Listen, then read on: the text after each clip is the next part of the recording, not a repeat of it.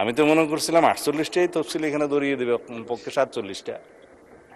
বলছে জুলাই জাতীয় সনদ 2025 যে সকল বিষয়ে ঐক্যমত হয়েছে উইথ নোট অফ ডিসেন্ট।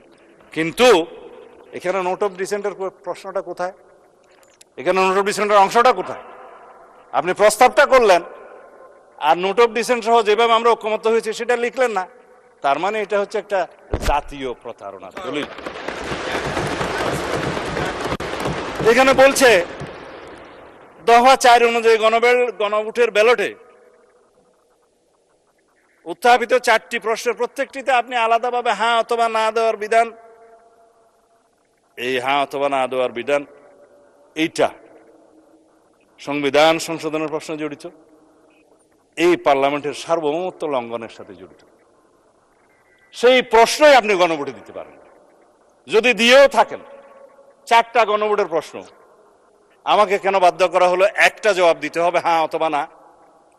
বলা হচ্ছে যে তুমি এখানে 3টা শরবতের বোতল আছে, তবে এই কুইনেনটাও তোমাকে খাইতে হবে।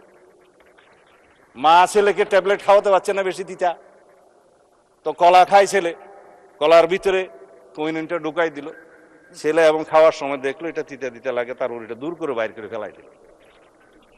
এই কোন আইনকে আপনি জাতিকে এইভাবে বাধ্য করে খাওয়াইতে পারেন?